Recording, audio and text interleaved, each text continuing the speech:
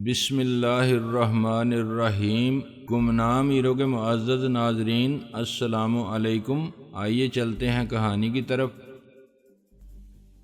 بس تم نے آتے ہی پابندیاں عائد کرنی شروع کر دیں۔ کوئی بات نہیں جانتی، ہمیں کئی راتیں جاگنے اور کام کرتے رہنے کی عادت ہے۔ ایسا ہم بہت مجبوری کے وقت کرتے ہیں۔ ابھی کوئی مجبوری نہیں ہے، نہ کوئی مجرم بھاگا جا رہا ہے اور نہ ہی کوئی ہم پر حملہ کر رہا ہے۔ میں تمہارے دماغ میں موجود رہوں گی۔ علی کو اس کی جائز محبت بھری بات تسلیم کرنی پڑی۔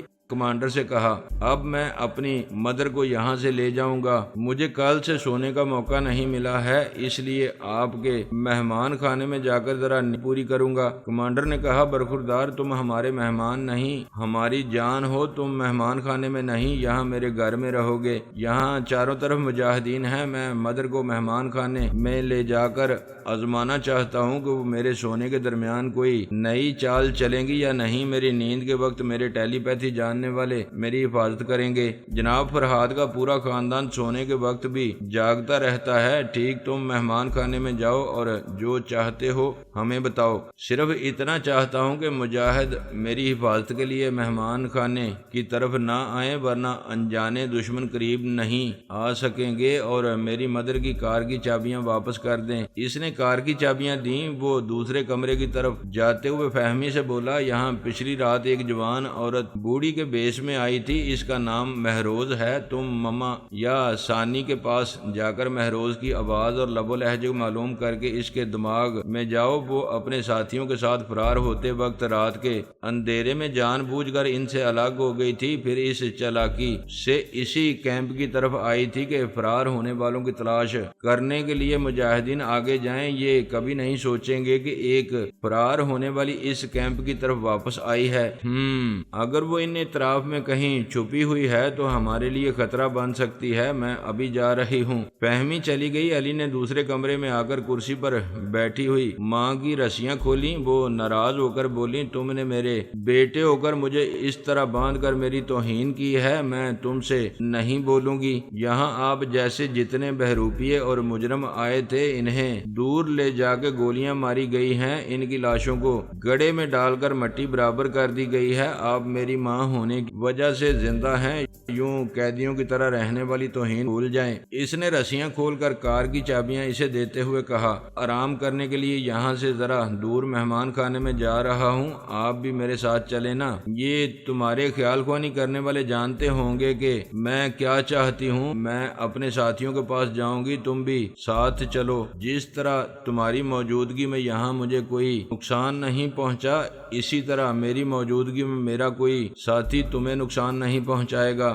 میں بیٹا ہوں، آپ کو چھوڑنا نہیں چاہتا۔ اگر آپ مجھے چھوڑ کر جائیں گی تو مجاہدوں میں سے کسی کی بھی گولی کا نشانہ بن جائیں گی۔ ٹھیک ہے، میں بھی اپنے بیٹے کو نہیں چھوڑوں گی۔ تم میرا فون واپس دلا دو، میں اپنے ساتھیوں کی خیریت معلوم کرتی رہوں گی۔ آپ کے ساتھی مجرم ہیں، بیٹے کے ساتھ رہنے کے لیے ان کو چھوڑنا پڑے گا۔ وہ سب میرے برے وقت کے ساتھی ہیں اور تم میری جان ہو، میں کسی کو نہیں چھوڑوں گی۔ میں نے کار کی چابیاں دے دیں، زیادہ بحث نہ کروں گا۔ میں اپنے راستے جا رہا ہوں، آپ جس سمت جانا چاہیں جا سکتی ہیں۔ وہ اس گھر سے نکل کر باہر برآمدے میں آیا۔ شیریں اس کے پیچھے چلتی ہوئی آئی، پھر کمانڈر سے بولی، برادر میرا فون واپس کرو۔ مجھ کو برادر مت بولو، تم کو بہن بولتے ہوئے شرم آتی ہے۔ جاؤ، اس نوجوان کے طفیل تمہیں زندہ چھوڑ دیا۔ وہ غصے سے پلٹ کر اپنی کار کے پاس جانے لگی۔ علی نے کمانڈر سے رخصت ہو کر کار کے پاس آ کر پوچھا، آپ کس انتظار میں ہیں؟ اپنے راستے پر نہیں جائیں گے؟ میں نادان نہیں ہوں، تمہارے خیال خوانی کرنے والے مجھے رازداری سے کہیں جانے نہیں دیں گے۔ میں تمہارے ساتھ مہمان خانے جاؤں گی۔ علی اس کے پاس دوسری طرف سے آ کر اگلی سیٹ پر بیٹھ گیا۔ فہمی جلدی ہی واپس آ کر علی کو مہروز کے بارے میں اہم اطلاع دینے والی تھی۔ پارس اور پورس کے چہروں پر کچھ تبدیلیاں کی گئی تھیں۔ اب دونوں ہم شکل نہیں تھے۔ ان دونوں کے علاوہ سونیا، فہمی اور دوسرے اہم سراغر ساں جنہیں ٹیلی پیتھی سکھائی گئی تھی، ان سب پر روحانی ٹیلی پیتھی کے ذریعے ایسا عمل کیا گیا تھا کہ کوئی بھی خیال خوانی کرنے والا ان کے صحیح خیالات نہیں پڑھ سکتا تھا۔ وہ جس موقع جس بیس میں رہتے، اسی بیس کے مطابق ان کے خیالات ڈل جاتے۔ دشمنوں کو چور خیالات پڑھنے کے باوجود ان کی اصلیت معلوم نہ ہوتی۔ ہوگی، کوئی بھی خیال خوانی کرنے والا دشمن ان کے دماغوں میں آسانی سے آ جا سکتا تھا۔ اسے کبھی شبہ نہ ہوتا کہ وہ بابا صاحب کے ادارے کے ٹیلی پیتھی جاننے والے افراد ہیں۔ یہ تمام ضرورت کے وقت 15، 20 اور 30 منٹ تک سانس روک سکتے تھے۔ اتنے حفاظتی تدابیر پر عمل کیے جانے کے بعد پارس اور پورس نے بھارت جانے سے پہلے مہاراج اور مہیش کے دماغوں میں رہ کر انہیں ایک ایسے طیارے سے سفر کرایا جو پیرس میں 1 گھنٹہ ٹھہر کر آگے بھارت جانے والا تھا۔ وہ باپ بیٹے یہ نہیں جانتے تھے کہ وہ ہمارے معمول اور تابع ہیں۔ وہ اس خوش فہمی میں تھے کہ ان پر تنظیمی عمل کرنے والا ایک حادثے میں اسپتال پہنچا ہوا ہے اور وہ ان چاروں یوگا جاننے والے افسران کو دھوکہ دے کر ان کی قید سے آزاد ہو گئے ہیں۔ میں نے امریکی اکابرین کو دھمکی دی تھی کہ مہاراج اور مہیش کسی دن بھی نیو یارک سے بھارت جائیں گے۔ انہیں روکنے کی خفیہ سازش بھی کی جائے گی تو سزا کے طور پر ان تمام اکابرین کو چاروں یوگا جاننے والے افسران جیسا حال ہوگا۔ ان چاروں نے زخمی کیا تھا اور اس بات کی اجازت نہیں دی تھی کہ ان کے زخموں کی مرہم پٹی کرا سکیں۔ بعد میں ایک افسر زخم کی تکلیف سے مجبور ہو کر ایک اسپتال میں گیا تھا۔ جب اس نے مرہم پٹی کرانے کے بعد جانا چاہا تو نہ تکلیف کم ہوئی اور نہ ہی انجیکشن دینے سے نیند آئی۔ اس نے کہا میں نے انجیکشن تبدیل کر دیا تھا، وہ نیند والا نہیں جگائے رکھنے کا انجیکشن تھا، اور زخم پر جو مرہم لگایا گیا تھا زخم کو خراب کرنے والا تھا۔ وہ وہاں سے دوڑتا ہوا اپنے 3 زخمی ساتھیوں کے بنگلے میں آیا۔ انہیں بتانے لگا کہ میری مرضی کے خلاف مرہم پٹی کا انجام برا ہو رہا ہے۔ باقی اکابرین نے ان کی مدد کرنے کا انتظام کر دیا تھا، لیکن دل ہی دل میں وہ ان چاروں کے لیے ہمدردی محسوس کر رہے تھے۔ ان میں سے ایک نے بڑی رازداری سے اسرائیلی انٹیلیجنس کے ڈائریکٹر جنرل برین آدم سے فون پر رابطہ کیا۔ اسے درخواست کی آپ کی ٹیلی پیتھی جاننے والی الپا آنے والی ہے، پلیز ہمارے 4 زخمی افسران کی مدد کریں۔ ہم اس کے بدلے امداد پہنچائیں گے تو ہمیں بھی فرحاد صاحب کی طرف سے سزائیں ملیں گی۔ برین آدم نے کہا فرحاد صاحب کی مہربانی سے ہمیں الپا واپس ملی ہے، لہٰذا ہم ان کی مرضی کے خلاف کوئی کام کر کے ان سے دشمنی مول نہیں لیں گے۔ آپ یہ تو نہ بھولیں کہ ہم تمام اسلامی ممالک کے خلاف آپ کے ایک چھوٹے سے ملک کو کتنا طاقتور بنا رہے ہیں۔ فرحاد ہماری تمام طاقت کو ایک ہی جھٹکے میں ختم کر کے الپا کو اغوا کرا دے گا تو کیا ہمارے ٹیلی پیتھی جاننے والی کو آپ واپس لائیں گے؟ برین آدم نے انہیں کھرا سا جواب دیا، لیکن اکابرین نے سوچا ہمیں ان 4 افسران کے لیے کچھ کرنا چاہیے۔ امریکی مفادات کے لیے ریڑھ کی ہڈی کی حیثیت رکھتا ہے، تم کو انسانیت کا حوالہ دے کر راضی کرو۔ وہ خیال خوانی کے ذریعے میرے پاس آئی۔ بات تمہاری سمجھ میں آ گئی ہوگی کہ پارس نے تمہیں شرم بنایا تھا، لیکن ہم نے تمہیں بہو تسلیم نہیں کیا تھا اور بابا صاحب کے ادارے میں تمہیں قدم رکھنے نہیں دیا تھا۔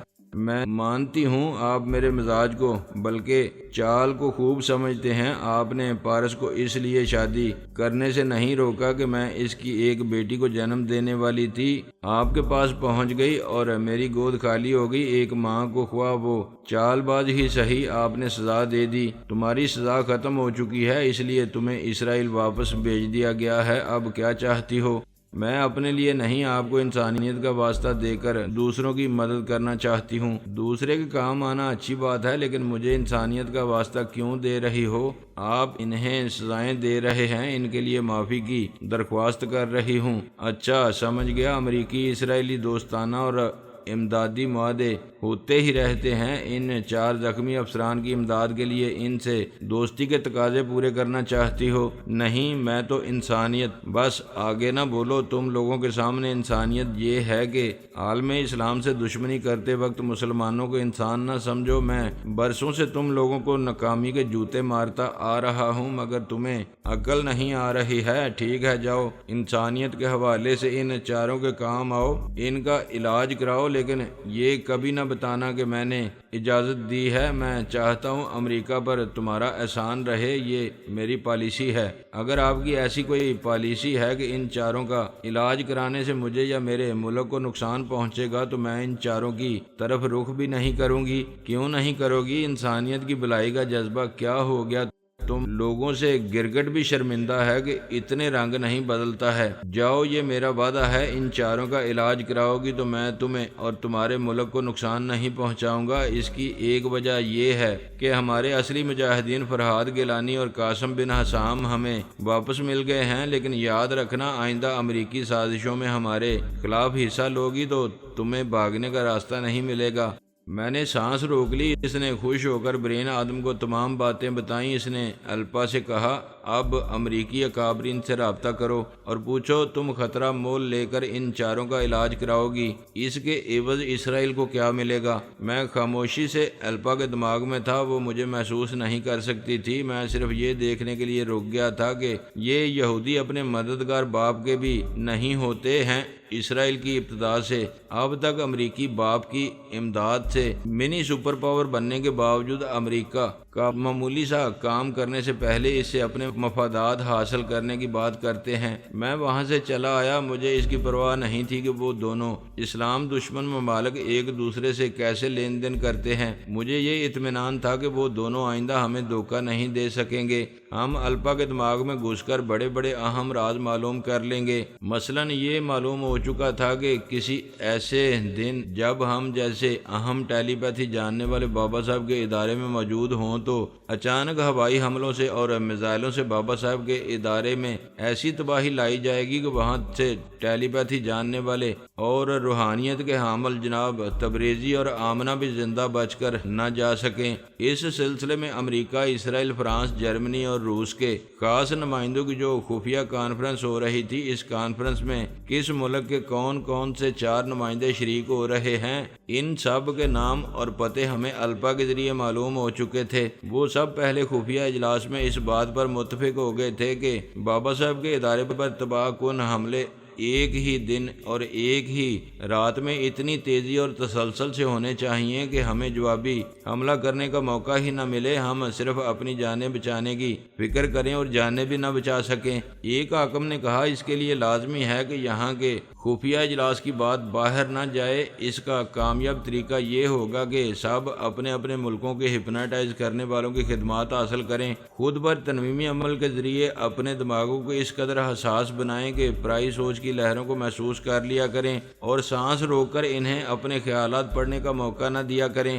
دوسرے نے کہا، صرف اتنا ہی نہیں، ہم یہاں سے جا کر اپنے اپنے متعلقہ افسران کو اجلاس کی کارروائی کا حال سناتے ہیں اور افسران کو بھی ہر طرح کا نشہ چھوڑ کر تنویمی عمل کے ذریعے اپنے دماغ کو لاک کرانا چاہیے، ورنہ یہ راز پھر راز نہیں رہے گا اور جو بہت بڑی کامیابی حاصل کرنے والے ہیں وہ ایسی ناکام ہوگی کہ فرحاد اور اس کے ٹیلی پیتھی جاننے والوں سے پیچھا چھڑانا ناممکن ہوتا رہے گا۔ تنویمی عمل کے ذریعے اپنے دماغ کو لاکڈ کرانا سب سے آسان تھا۔ اس فیصلے کو سب نے تسلیم کیا، اپنے اپنے ملک کے ہپناٹائز کرنے والوں کی خدمات حاصل کیں۔ ایسے وقت میں سونیا اور ہمارے ٹیلی پیتھی جاننے والے سراگر ساں ان تمام نمائندوں کے اور ان کے متعلقہ افسروں کے دماغوں میں رہ کر ان پر کیے جانے والے عمل کو ناکام بناتے رہے اور انہیں اس خوش فہمی میں مبتلا رہنے دیا کہ اب وہ سب یوگا کے ماہر ہو چکے ہیں، ہم میں سے کوئی ان کے دماغوں میں کبھی نہیں پہنچ سکے گا۔ وہ اپنے طور پر ہر طرح سے مطمئن ہونا چاہتے تھے، لہذا الپا سے کہا گیا کہ وہ ان میں سے ہر ایک کے دماغ میں آئے، تب عملی طور پر معلوم ہوگا کہ وہ آئندہ اپنے دشمن خیال خواہی کرنے والوں کا راستہ روکنے کے قابل ہو گئے ہیں۔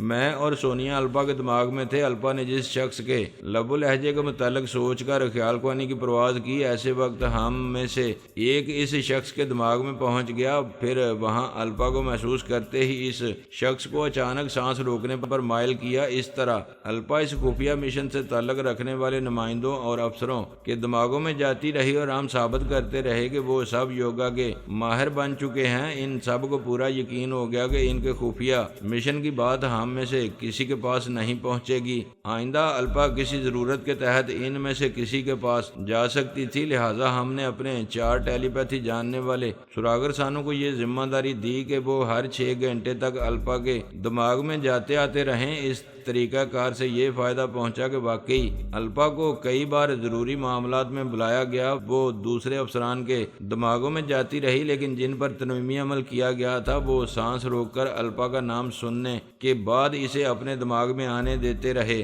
وہ اپنی حکمت عملی پر خوش ہوتے رہے اور ہم اپنی حکمت عملی پر مطمئن ہو گئے تھے۔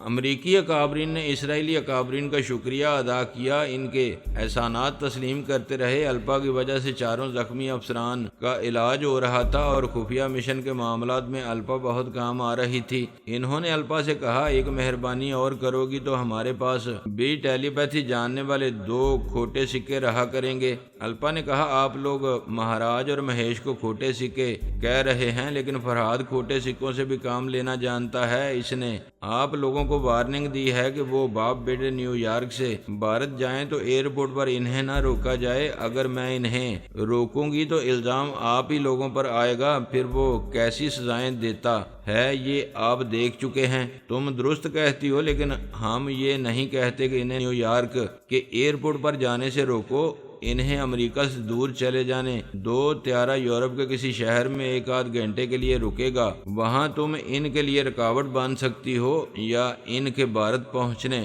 کے بعد انہیں ٹریپ کر سکتی ہو، پھر ہم پر الزام نہیں آئے گا۔ ہاں، ان کے بھارت پہنچنے کے بعد انہیں ٹریپ کر سکتی ہوں، لیکن میری مصروفیات بہت زیادہ ہیں۔ آپ حضرات صبر سے انتظار کریں، جب بھی موقع ملے گا میں ان دونوں کو آپ کے حوالے کر دوں گی، لیکن ان دونوں کے لیے ہمارا مطالبہ پہلے پورا کرنا ہوگا۔ بولو کیا مطالبہ ہے؟ میں بگ برادر برین آدم سے مشورہ کرنے کے بعد بتاؤں گی۔ اس نے برین آدم کے پاس آ کر یہ باتیں بتائیں۔ اس نے کہا، الپا وہ باپ بیٹے احمق ہی صحیح، لیکن ہمارے بھی کام آ سکتے ہیں۔ بے شک کام آ سکتے ہیں۔ میں ان دونوں کو ٹریپ کر کے پہلے اپنا معمول اور تابع بناؤں گی، ان کے دماغوں میں یہ نقش کروں گی کہ امریکہ جانے کے بعد کوئی بھی ہپناٹائز جاننے والا ان پر عمل کرے تو یہی ظاہر کرنا کہ وہ اس کے تنویمی عمل کے زیر اثر آ چکے ہیں اور ان کے دماغ لاکڈ ہو چکے ہیں۔ کوئی خیال خوانی کرنے والا دشمن ان کے اندر نہیں آ سکے گا، جبکہ صرف میں ان دونوں پر حاوی رہا کروں گی۔ شاباش، اچھی تدبیر ہے۔ میں موقع دے کر انہیں بھارت میں ٹریپ کروں گی۔ آپ سیاسی طور پر سوچیں کہ اس بار امریکہ سے کون سا منافع بخش مطالبہ کیا جا سکتا ہے۔ ہمارے دشمن اس سچائی کو برسوں سے جانتے تھے کہ کوئی بھی ٹیلی پیتھی جاننے والا ہمارے قابو میں آتا تھا تو ہم اسے غلام بنا کر نہیں رکھتے تھے، اسے آزاد چھوڑ دیتے تھے اور درپردہ کبھی اسے معمول یا تابعدار بنا کر نہیں رکھتے تھے۔ الپا بھی اس سے پہلے کئی بار ہماری گرفت میں آئی تھی اور ہم نے اسے بھی آزاد چھوڑ دیا تھا، لیکن اس بار صرف اس لیے اس کے دماغ میں جگہ بنا رکھی تھی کہ بابا صاحب کے ادارے کی سلامتی ہمارے اصولوں سے بھی زیادہ ضروری تھی، لہذا اصولوں کے خلاف الپا کو اعلی کار بنا کر ہم دشمنوں کے ارادوں کو بخوبی سمجھ سکتے تھے اور الپا کے ذریعے خفیہ مشن کے اراکین کو یقین دلا چکے تھے کہ ہم ان کے ناپاک عزائم سے غافل ہیں۔ دوستوں کو خوش رکھنا اچھی بات ہے، ہم دشمنوں کو خوش کر رہے تھے۔ پیرس کے ایئرپورٹ پر بڑی رونق تھی، مرد عورتیں بوڑھے اور بچے سب ہی آتے جاتے دکھائی دے رہے تھے۔ وہاں صرف گوری چٹی عورتیں ہی نہیں، کالی پیلی اور دلکش شاملی سلونی لڑکیاں بھی تھیں۔ کئی ملکوں کے افراد مختلف رنگ و نسل کے ساتھ دکھائی دے رہے تھے، ان میں میری نسل بھی تھی، یعنی پارس اور پورس۔ اس نسل نے رنگ بدل لیا تھا، بھارتی بن گئے تھے۔ پارس نے ایک کرتا اور سیدھی کاٹ کا پجامہ واسکٹ اور سر پر نہرو ٹوپی پہنی تھی۔ پورس سوٹ اور نیکٹائی میں تھا، لیکن سر پر ویسی ہی نہرو ٹوپی پہنی تھی۔ ایسا لباس پہنتے وقت پارس نے پوچھا تھا، جب سوٹ پہنا ہے تو یہ بھارتی چھاپ ٹوپی پہننے کی کیا ضرورت ہے؟ پورس نے کہا، تیری شادی ہو چکی ہے، تو ایسا اکھنڈ بھارتی بن کر رہ سکتا ہے، مجھے تو تیرے لیے ایک بابی کا بندوبست کرنا ہے۔ اگر کوئی بھارتی حسینہ نظر آئے گی تو سر پر یہ ٹوپی رہے گی، اگر کوئی گوری میم صاحب ملے گی تو ٹوپی جیب میں رکھ لوں گا۔ ثانی نے پوچھا، یعنی تم کسی کو اپنا بنانے کے لیے فراڈ کرو گے؟ شادی زندگی بھر کا اٹوٹ رشتہ ہوتا ہے، تم یہاں بھی بدماشی سے باز نہیں آؤ گے۔ پارس نے کہا، میری شرافت دیکھو، ثانی کو شریک حیات بنانے کے بعد میں نے دنیا کی ہر عورت کو ماں بہن سمجھا ہے۔ ثانی نے طنزیہ انداز میں کہا، وہ تو سمجھنا ہی پڑے گا کیونکہ یہ بیوی ٹیلی پیتھی جانتی ہے تمہارے اندر کا چور پکڑ سکتی ہے، اس لیے شریف بن گئے ہو۔ پورس نے کہا ثانی، چور چوری سے جاتا ہے، ہیرا پھیری سے نہیں جاتا۔